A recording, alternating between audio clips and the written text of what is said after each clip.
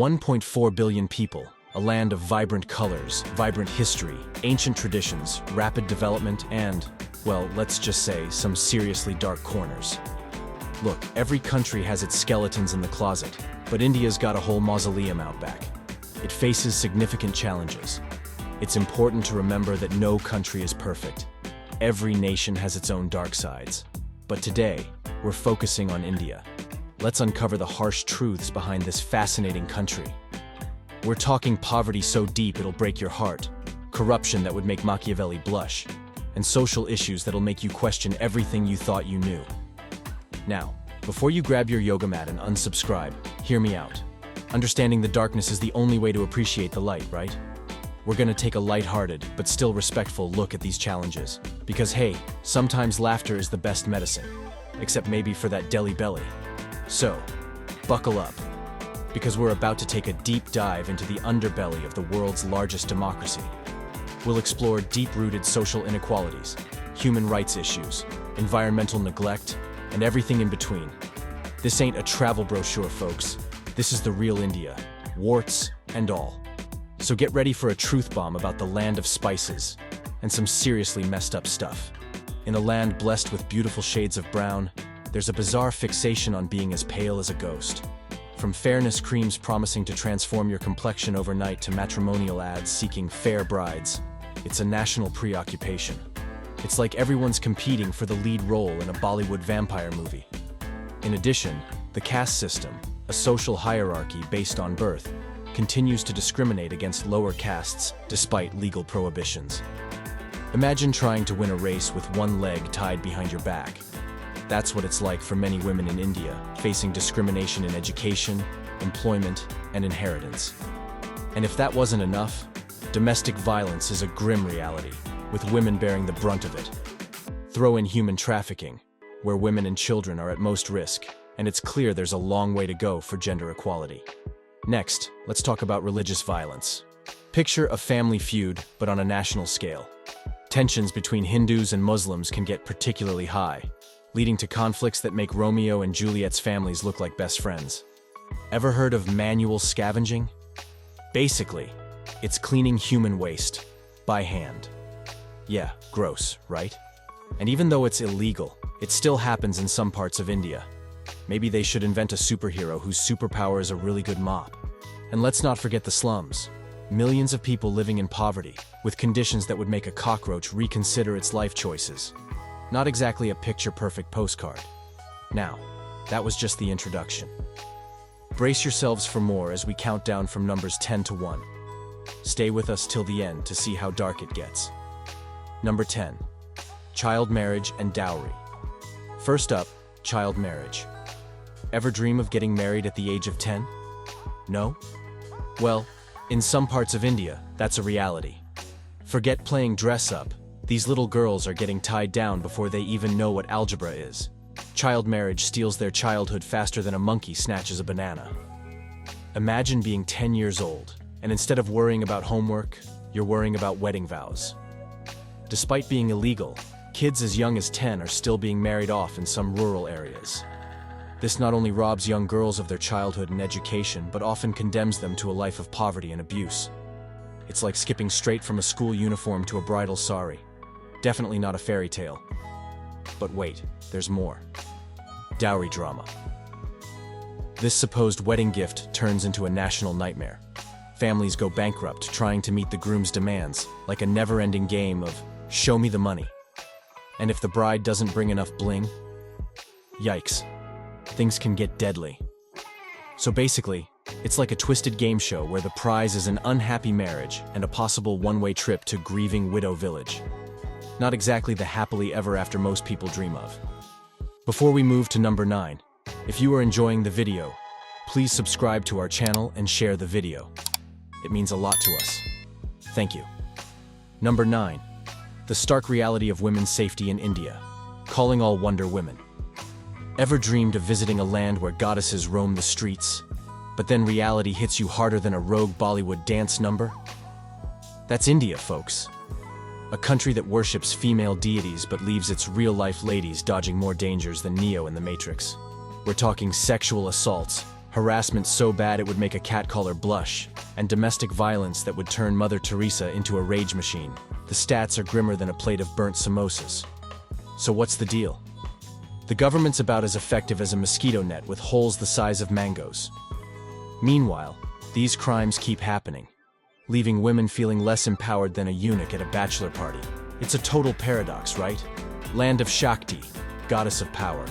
But safety for women is about as likely as finding a decent Wi-Fi connection on a train. Number 8. Spitting. Ever seen someone casually launch a loogie across the street? Welcome to India, the land of spices, Bollywood beats, and unbelievable spitting. Let's be honest, folks, spitting is gross everywhere. But in India, it's practically a national pastime. From businessmen in crisp suits to grandmas on scooters, everyone gets in on the action. Red stains on pristine white walls, just another day in paradise. It's so common that you'll see no spitting signs everywhere, though they're often ignored. Now we're not judging much. Maybe it's the spices, maybe it's the pan masala, a local treat with interesting side effects. Whatever the reason, prepare to dodge a monsoon of spit on your next Indian adventure. But hey, at least you'll have a story to tell, and maybe some hand sanitizer. Number 7. The harsh reality of cyberbullying. Ever posted a selfie and gotten roasted faster than a papadum in hot oil? Welcome to the wild world of Indian online trolling. We're talking comments that would make your grandma clutch her pearls and say a silent prayer for your self-esteem. Basically, if you breathe wrong online in India, someone's ready to unleash a keyboard warrior attack. Did you wear a funny hat? Boom. Trolled. Spoken your mind a little too loudly? Prepare for a virtual tsunami of negativity. The worst part? These trolls often have the emotional maturity of a toddler throwing a tantrum over a broken cookie. They don't realize their words can sting worse than a scorpion hiding in your flip-flop. But hey, the good news is the Indian government's on the case. They've got laws and regulations in place to fight these online bullies. Think of it as a digital fly swatter. The bad news? It's about as effective as trying to herd cats with a laser pointer. The trolling just keeps multiplying faster than roaches in a sweet shop. Number 6. The challenge of unemployment. Hold up. Did someone say unemployment in India? Let me tell you. It's a situation hotter than a vindaloo on a summer day. College grads with degrees sharper than a Bollywood dance move? Stuck waiting tables? Experienced professionals with resumes longer than the Ganges River? Can't even get a call back. Finding a job in India can feel like winning the lottery, except the odds are worse, and there's no giant novelty check involved. The competition is fierce, folks. Fiercer than a family fight over the last mango lassi. Everyone's hustling for those precious few jobs, and it leaves a whole lot of qualified people feeling like extras left on the cutting room floor. Number 5. Defecating in public and the worrying rise of environmental pollution. India. Land of vibrant colors, delicious curries, and... wait, what's that floating in the holy Ganges River? Yep, folks, pollution is India's new national treasure. We're talking trash everywhere, from overflowing bins to rivers that look like they spilled their chai latte. Basically, people treat Mother Nature like a bottomless garbage can. Plastic bags dance in the wind like festive decorations. Except they're not festive and they strangle baby turtles. Car fumes choke the air tighter than a cobra wrapped around your ankle. The situation's so bad, the holy Ganges River is more like the gross Ganges. You wouldn't want to dip your toe in that water, let alone take a sip for good luck. But wait, there's more. Remember those stunning landscapes we mentioned? Well, some of them are doubling as public toilets, thanks to a lack of, well, actual toilets. Let's just say some folks are a little too comfortable answering nature's call in the great outdoors. Imagine the Taj Mahal with a side order of, well, you get the picture. But hey, the government's trying to fix things. Bless their cotton socks. They're passing laws, holding public awareness campaigns, the whole shebang. But let's face it, changing habits is harder than perfecting a chicken tikka masala recipe. Number 4. The healthcare crisis in rural India. Ladies and gentlemen, welcome to the grand circus of India's healthcare system. While IT, infrastructure, and agriculture are stealing the spotlight, the healthcare sector is left lurking in the shadows like an uninvited guest at a wedding. The situation in rural India is no laughing matter, but we'll try. Picture this. About 50% of villagers are left playing a perpetual game of where's the doctor? Spoiler alert, they're not finding one. This shortage means sky-high infant mortality rates, with 34 out of every 100 births resulting in tragedy. And half of those little ones?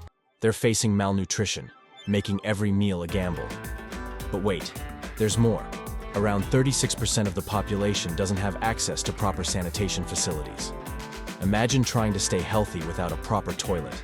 It's like trying to win a marathon in flip-flops. Number 3, the commercialization of education. Welcome to the great Indian education bazaar, where learning has taken a back seat and profit is riding shotgun. Today, it seems like every new educational institution is more interested in making a quick buck than delivering top-notch education. Even primary schools are jumping on the bandwagon, charging parents prices that make you wonder if they're sending their kids to Hogwarts. But wait, the plot thickens. This trend isn't just limited to primary schools, it stretches all the way to higher education. The financial burden on families is skyrocketing, turning the dream of quality education into a high-stakes reality show where only the wealthiest survive. This commercialization of education doesn't just compromise the quality of learning, it also widens the gap between those who can afford it and those who can't. Number 2, balancing heritage and poverty eradication.